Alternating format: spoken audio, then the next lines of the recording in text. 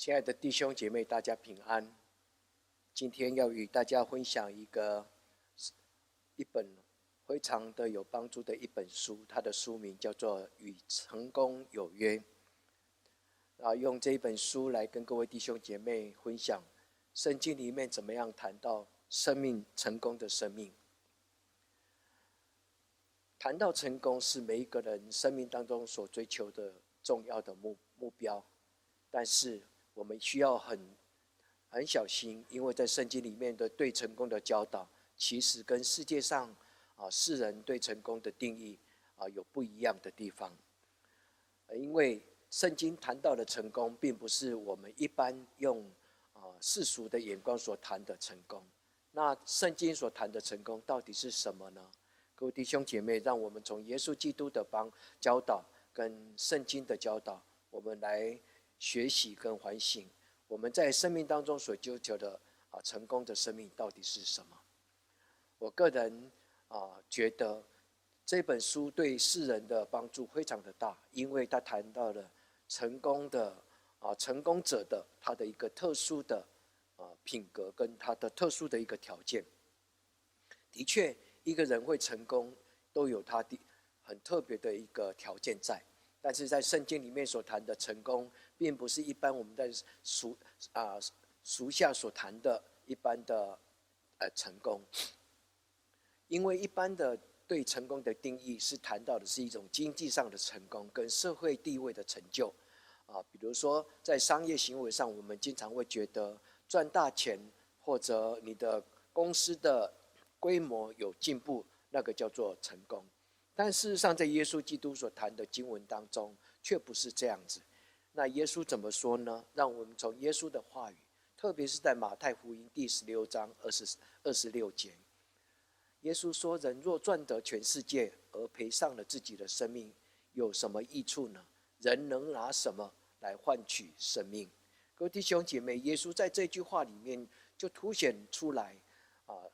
基督教的所教导的成功，并不是用金钱来衡量，也换句话说，就是以价值而不是以价钱来衡量的生命。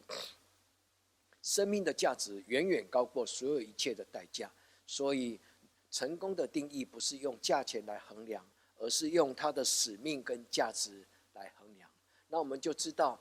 耶稣所谈的成功，其实如果我们对圣经有足够的了解，我们会发觉，其实耶稣从来没有谈过成功这2个字，而是谈到成就。因为在圣经里面对成功的教导，第一个当然是谈到的是当世人完成了上帝所感动启示的神的心意跟计划，能够遵照神的计划来成就的，那个就是一种在圣经里面所谈的使命的成功。第二个是谈到人生命的发展，人的成功是指生命的成熟跟品格的发展，能够活出真我，活出自我。这个是在圣经里面所谈的一种成就，而不是成功。神的孩子配得更美的生命，这是圣经的应许。因为所有的成功是谈到了生命的发展，所以今天我们所引用的3段的经文。第一段是谈到以赛亚书第62章第3节，我们用这一段的经文来祝福所有一起领受神话语的弟兄姐妹，包括你的孩子。愿我们的生命能够在神的手上成为他的华冠。以赛亚书62章第3节是一段非常励志的一段经文，他谈到人的生命如果能够摆上交托，真正的仰望在神的手上，而且遵照神的教导跟来发展的时候，这个生命是一种非常美丽而且有价值的生命。对照着今天的腓立比书第3章，他谈到了向着标杆直跑，能够活出耶稣基督那种绝对有价值的生命的美丽。各位弟兄姐妹以弗所书第1章的23节，保罗就谈到他喜爱在耶稣里面的生命，因为他从为耶稣而活，他明白了顿悟了一件事情，就是生命是可以好的无比。不论是为耶稣基督而活，或为耶稣基督而死，都是生命非常有价值的事情。盼望我们在今天与神有约，能够带给我们对十字架的教导，能够胜过时下我们在检讨的成功神学所带给教会的一些冲击，让我们在神的面前能够学习这句话。那首先我用这句话为教会成长的孩子，所有的年轻人来做祷告，愿每一个年轻的生命都能为主而活，而且真的成为圣经上所应许的，活出好的无比的生命。以赛亚书62章第3节，先知以赛亚这样子传递神的应许，他说：你们在神耶和华手中的生命，就要成为神手上的华冠，在他掌中成为冠冕。让我们用这句话为我们的孩子跟每一个年轻的生命，也包括所有的基督徒来做祷告，盼望我们的生命在上帝的祝福当中，我们不虚此行，我们也到生命的尽头的时候，我们不会觉得一无所成，我们的生命只是一种空虚跟遗憾。让我们在神的面前领受圣经里面唯有一次谈到好的无比的生命，这个好的无比是保罗在耶稣基督的身上所领受的。他谈到的是胜过这个世界上，他觉得以前在世上所做的一切热情，他在耶稣基督十字架的救赎当中，他才恍然大悟，知道其实过去所追求的种种，其实是没有什么益处，而且反而是阻挡了神的心意跟计划。他在以弗所书第3章，他就谈到一种生命，就是决然的翻转了他在生命当中的一种价值，这是一种天国的生命。各位弟兄姐妹，让我们用以弗所书不是以弗所书，用腓立比书第3章这一段的经文来做我们生命的反省。保罗谈到一句我们在经常熟悉的一段经文，他说：向着标杆直跑。一个人如果没有领受正确的标杆，我们的生命很难能够有所成就，因为标杆就是指定了我们将来生命成长的一个路向。所以与成功有约这本书当中，他谈到了7个很重要的生命的智慧，其中的一个智慧就是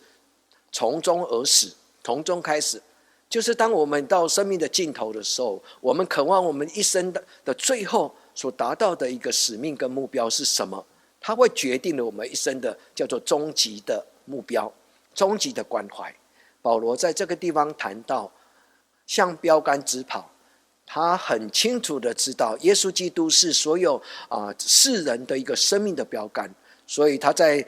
神的面前，他重新过一个生命。他说：像上帝在耶稣基督里从上面呼召我来得到的这个标杆，就是我生命的最重要的生命的奖赏。各位弟兄姐妹，盼望我们在今天的经文，圣灵带领我们每一个神的孩子，我们在自己的人生当中能够明白神的计划跟神的道路，因为神他的道路高过于我们的道路，他的心意高过于我们的心意。愿我们在圣灵的帮助当中，我们找到神在我们生命当中所做的一个安排跟祝福。与神有约，我觉得在今天的主日，我跟大家分享，我愿意把它改成为与神有约，与成功有约。最重要对我们来讲，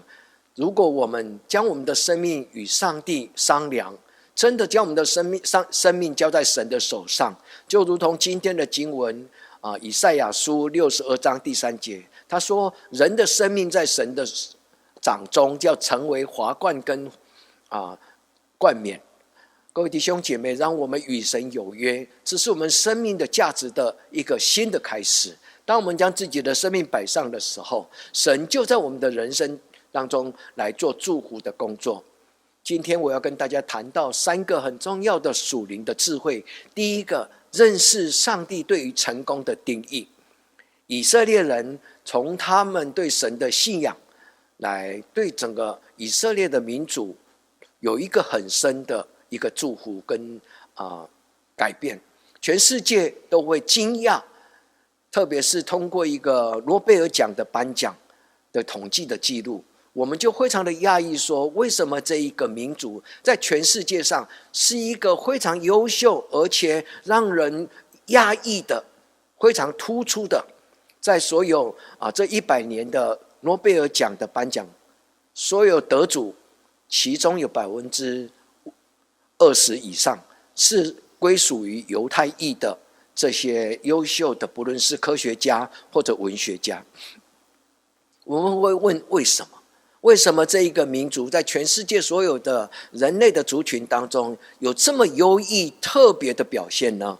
我个人觉得，因为这个民族它有一种很特殊的宗教信仰，就是他们敬畏上帝。如果你对上帝足够熟悉，你必然记得在箴言当中有一句话说，敬畏耶和华就是智慧的开端。有许多的人类学家他们在探讨为什么犹太人有这么优秀的杰出的表现。他们提出了他们自己的分析跟看法，其中一个很特殊的一个主张，就是犹太人的教育造成这一个族群在所有的表现上优异。他们认为犹太人的对孩子的教育是一种非常杰出的是一种启发式的一个教育，所以这个教育的方式跟整个这种教育的态度，让孩子能够展现出来跟其他的族群非常不一样的地方。我个人觉得，当然用教育来评估这个民族的发展是非常中肯的，但是如果我们对这个宗教的信仰有足够的了解，犹太人的宗教信仰的态度，你就会同意说，其实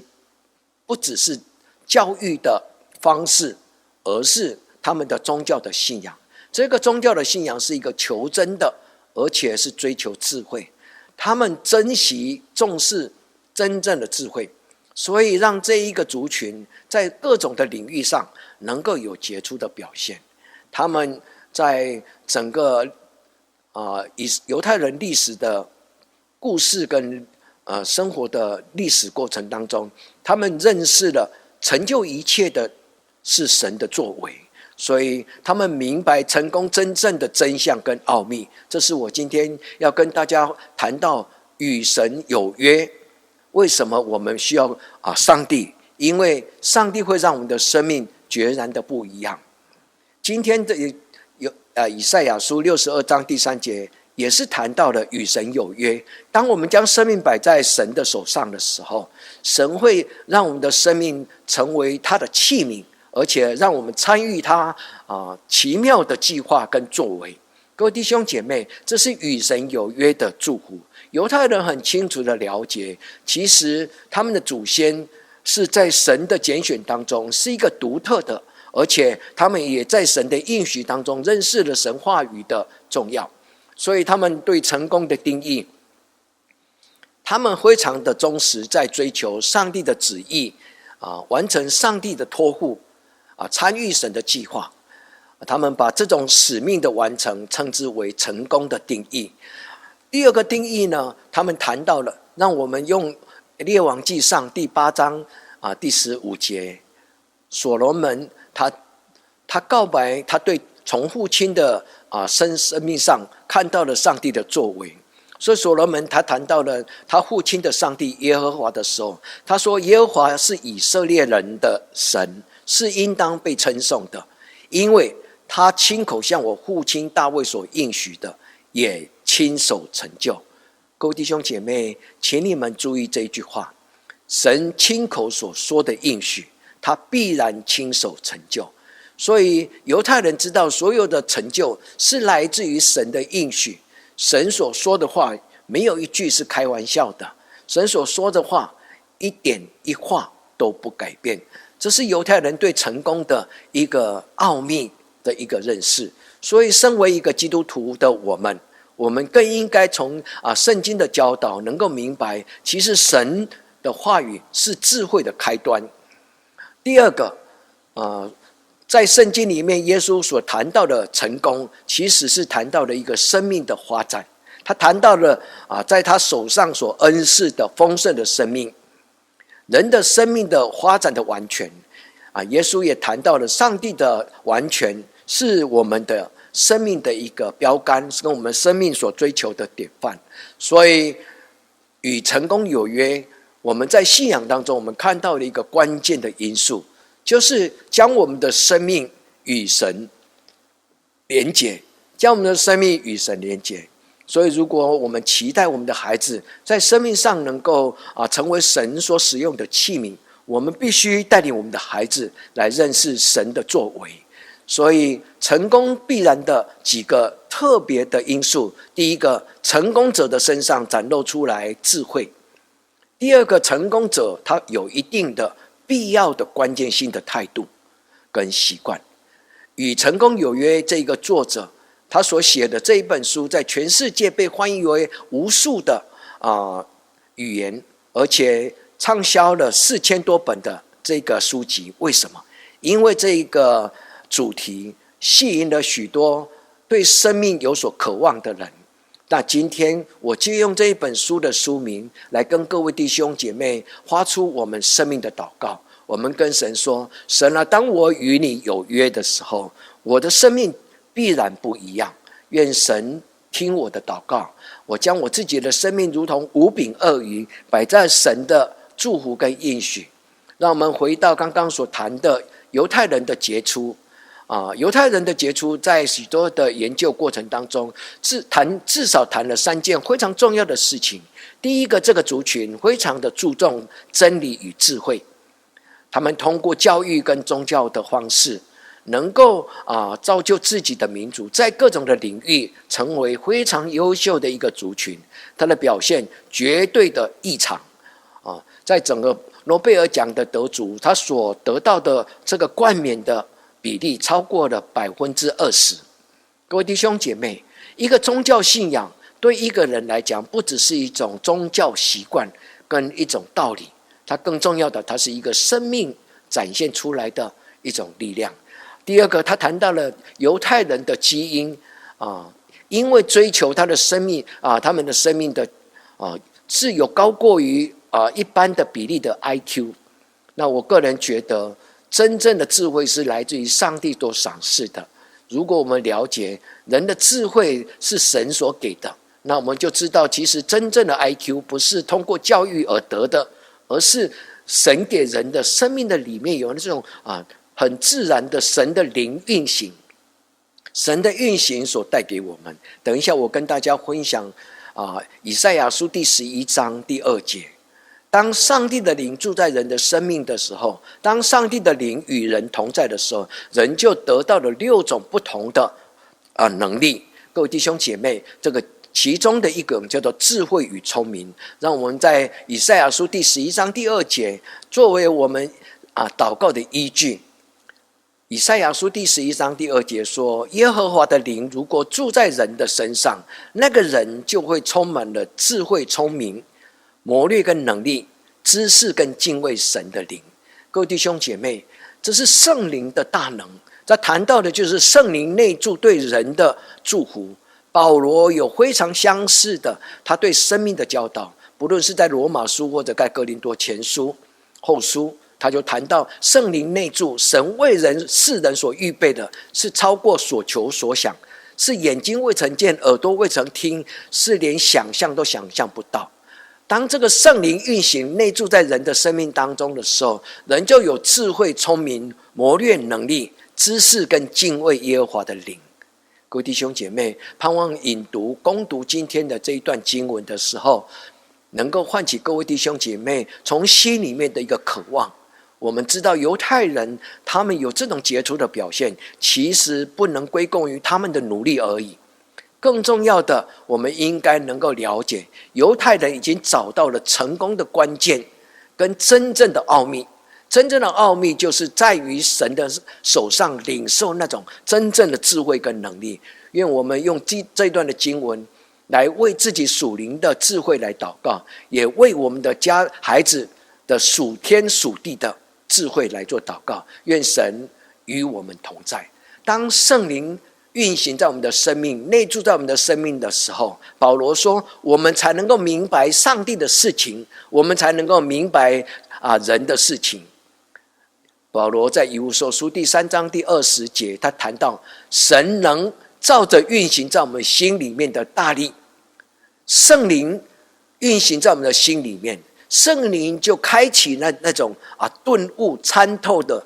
智慧，让我们能够了解，有创意、有智慧、有聪明、有策略、有能力。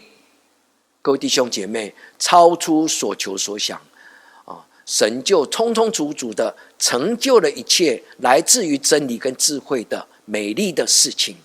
愿这些经文能够感动我们，知道神的话语何等的宝贵。在神的教导当中，我们因着神的教导，我们就在神的面前渴望我们的生命能够得到翻转，不再是做一种世俗的低下的，而是在神的面前追求圣洁跟完全。我们的上帝告诉我们说，你们要成为圣洁，因为我是圣洁的神。记载在利未记11章第44节，上帝说，我是耶和华，是你们的神，所以你们要成为圣洁，因为我是圣洁的。耶稣基督也教导了我们，他告诉我们，在生命的发展过程当中，我们要追求完全，因为我们的神，我们的父，他是完全的，所以你们应当完全，好像你们天父一样的完全。各位弟兄姐妹，与神有约，与成功有约的人，他需要先成为与神同行的人。愿神在今天的礼拜，今天的敬拜当，将他的话语能够铭刻在我们的心灵，让我们参透，在神的面前用这些经文来做我们的祷告。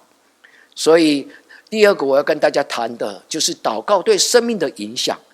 我们如何发出神所喜悦的祷告呢？祷告是人内心最深处、最基本、最核心的价值。我们心所求，我们嘴巴就发出，这就是祷告。我们从心里面的渴望，然后变成我们的言语跟神来发出。那什么样的祷告是神所喜悦的呢？各位弟兄姐妹，用祷告来翻转我们的生命，用祷告在神的面前支领属天的智慧。诗篇90篇第12节记载的是摩西的祷告。这段的经文虽然是记载在诗篇，但是他是大卫纪念他的祖先摩西的祷告。他谈到了他从心里面的渴望，他借由摩西的祷告，摩西的诗篇来成为他的祷告。所以他跟神求说，神求你指教我们怎么样数算自己的日子，好叫我们得着智慧的心。我非常的喜欢用这句话在生日的时候为自己祷告。各位弟兄姐妹，我们的一生是70岁，强壮能够活到80岁90岁，其中所夸口的是什么呢？是劳苦吗？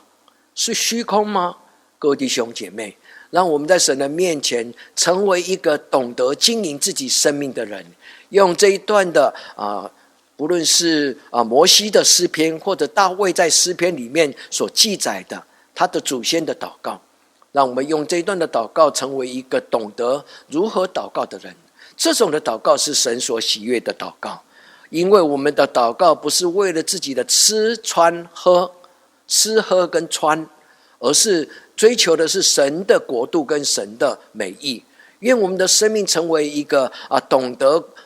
经营自己生命的人。我们求神赐给我们管理自己生命的一个智慧，这是神所喜悦的。那我们在神的面前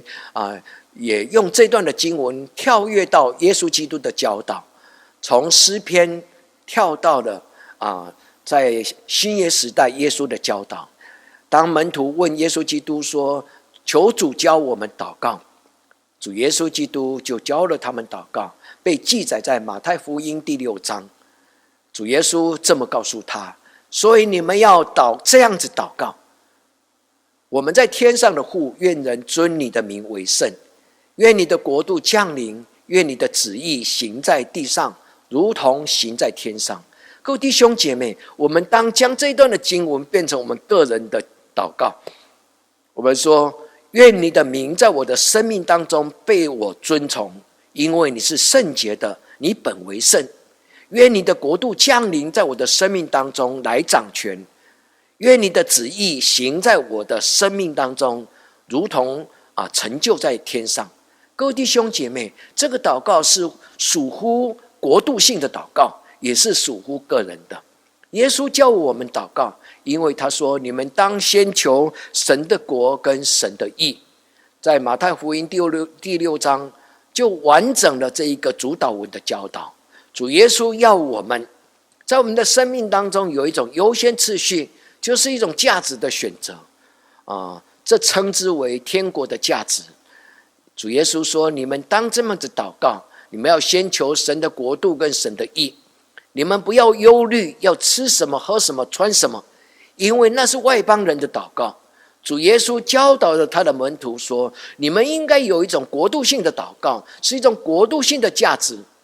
当你们呼求神的国度降临的时候，神将用他的义跟他所有的一切奇妙来开你们的眼睛，改变你们的生命。这是神教导的祷告，是神所喜悦的祷告。这种祷告会领受到圣灵的同在。当我们呼求神的国度跟神的义的时候，神的灵就运行在我们的心里。保罗真的体会到，所有一切的智慧是来自于圣灵的内住。所以如果不是圣灵的帮助，没有一个人能够真的明白神的计划跟神的作为。唯有当人的心里面敬畏神，而且得到圣灵的帮助的时候，当圣灵运行的时候，我们的心里面就有一种创造的智慧跟创意。神的灵运行的时候，就能够充充足足的成就一切。我用这句话来回应我刚刚跟大家分享我对世人对以色列犹太人的杰出的表现的一个赞叹。不是犹太人他本身有什么样可以夸口，而是当他们的这一个家族尊主为大的时候，神赐给这一个家族有多少是这个世界的人所不能够真正的领悟跟了解的。那个就是圣灵运行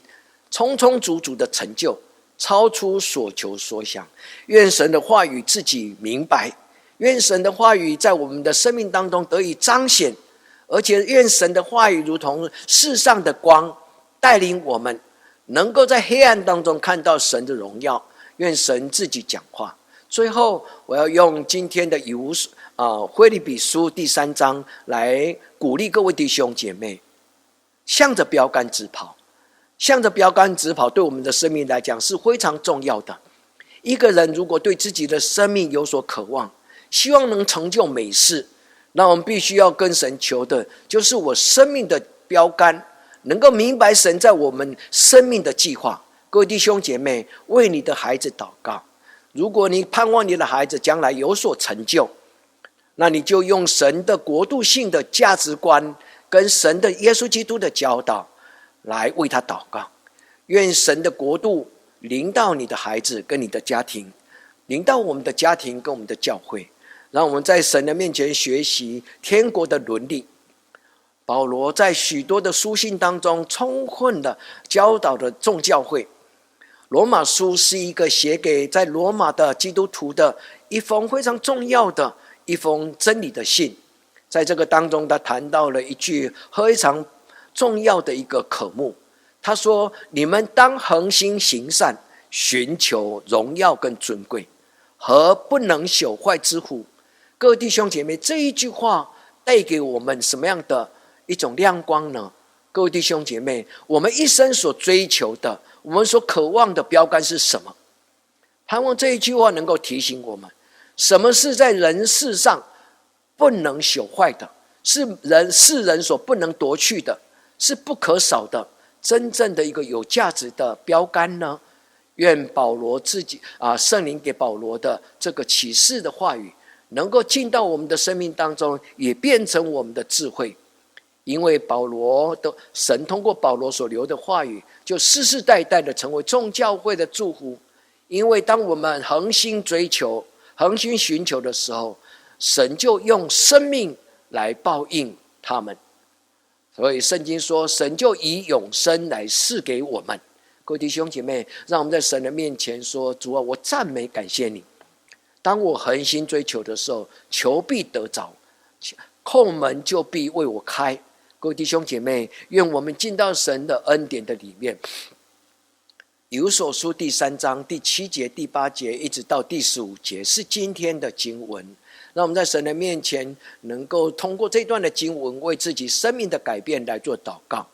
保罗在第3章第7节说：只是我以前以为对我有益处的，现在因着耶稣基督我明白那是可耻的，是有损害的。他继续说：不但如此，我已经将万事当作有损害，我以认识我主耶稣基督为至宝。我已经为他丢下这一切万事，看作粪土。我专心向着标杆直跑，最重要的是为了想要得着，为了想要完完全全的认识了我主耶稣基督。各位弟兄姐妹，让我们效法保罗的祷告，我们跟耶稣呼求说：主啊，求你教导我生命的标杆。主啊，求你教导我什么样的生命是好的无比的生命，是超越死亡，也超越这个人世当中活着的一切最高的最尊贵的一个价值。让我在你的面前能够真正的有天国的眼光，能够在神的面前知道什么是有价值的，什么是有损害的。各位弟兄姐妹，这种价值的判断是成功者最重要的智慧。一个真正成功的人，他所选择的价值就是本身价值的选择就是一种成功的开始。让我们在神的面前为自己的价值观祷告，求上帝让我们的标杆真的能够被分别为圣，是有天国的高度。所以保罗他很谦虚的说，不是说我已经得着，或者我的生命已经发展完全，不是，而是我努力向着标杆直跑，我竭力的追求，为了得着。得着什么呢？得着耶稣基督所要我得着的。这一段的经文不容易解释，因为它的翻译好像有一点矛盾。因为在这个地方有2种不同的版本，早期的经文的翻译的版本在和合本的当中，它2个版本都列出来。第一个版本说，可以得着耶稣基督所得着我的，所得着我。什么叫做耶稣基督得着我呢？意思就是我的生命就被耶稣得着的意思，就是我在耶稣的十字架面前，我向他降服，我跟耶稣说：主耶稣基督，我赞美感谢你，你为我而死在十字架上，我愿意将我的生命献给你，降服在你的面前。耶稣就完完全全的得着了我对他的敬畏跟尊崇。主耶稣得着了我对他的一切仰望跟交托，我的生命的主权就摆在主耶稣基督的手上。这是这个字面上的一个解释。另外一个字面的翻译说，所要我得着的，我所竭力追求是为了得着生命的冠冕，从天上而来的赏赐，是主耶稣基督所要我得着的。如果翻译成为所要我得着的，主耶稣基督所带给我的天上来的这种选召跟恩宠恩典的时候，这一句话的解释就更容易了解。各位弟兄姐妹，为了耶稣基督所带给我们生命的这个标杆，特别是进到第13章第13节跟第14节的时候，那就更容易了解12节的这个经文。主耶稣基督所渴望我们得着的，就是我们生命的标杆，那是上帝在耶稣基督里面从上面而来的呼召。主耶稣基督说：来跟随我，来跟从我。当世人放下一切来跟从耶稣基督的时候，是为了得着天国，是为了得着主耶稣基督所带给我们属天的产业。让我们通过今天的经文，我们在神的面前做了一种属灵的祷告，跟神说：主啊，让我降服在你十字架的大爱，你为我而死，我愿为你而活。让我的生命有一个很清楚的标杆，从今天开始，我的生命是带着你十字架的一个价值，我进入到你所应许好的无比的生命。腓立比书第1章第23节，保罗说：“不论生或死，都是为主而活。”就是哪怕是我为了主耶稣基督而死，死也能够得到益处。各位弟兄姐妹，这是一种与耶稣基督同在，好的无比。愿我们在生命当中，我们能够尝到这种福音的滋味。当我们举起我们生命的杯的时候，愿主耶稣基督让我们畅饮他的杯的甘甜。从今天开始，我们就明白了福音的大能，也明白了福音的滋味。我们就在神的面前说：神啊，你所给我的，你所量给我的，是一种好的无比。你所量给我的生命是一个好的无比的生命，是属天的产业。各位弟兄姐妹，当我们不完全的时候，神给保罗的应许说：如果你的心里面不能够了解，但是在你们当中，我必指示你们。不论你们心里面有什么不一样的主张跟想法，神说：我必以此指示你。意思就是神必用他的灵，圣灵来开启我们的眼睛，让我们能够因为神的选召，天上而来的奖赏，我们就明白神所给我们的标杆。各位弟兄姐妹，让我们在神的面前能够为自己的标杆来祷告，让我们一生能够走一条无怨无悔的道路，是一辈子能够用荣耀跟尊荣来为主而活的。这个叫让我们在今天的礼拜当中重新的决志，跟神说：神啊，我与你有约，不是为我自己来成功，而是让我的生命能够展现出你的价值跟荣耀，让世人在我的生命当中看到你恩典的记号，也让我的孩子如同所罗门，在我的人生当中看到神你的话语如何成就我生命的一切。愿神祝福你的家，愿神用你的生命来展现出来神恩典的记号，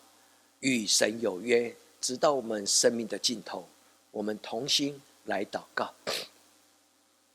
天父上帝，当我们今天分享主日的信息的时候，让我们在你的面前蒙恩。我们不只是传讲你圣经的话语，我们宣讲的是神你应许的话语。神你亲口所说的应许，就必亲手成就。让我与神有约，让我们的众弟兄姐妹通过今天主日的信息，能够翻转我们自己生命的价值观。我们明白神你选召我们，是放下了这世界上残累我们的、损害的这些属世的价钱，让我们在主耶稣基督所给我们的十字架的标杆上，能够看到上帝你为我们所预备的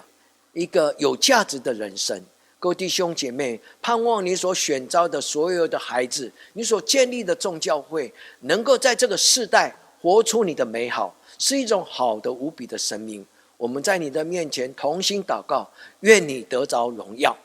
从今时直到永远。祷告奉耶稣基督的圣名求，阿们。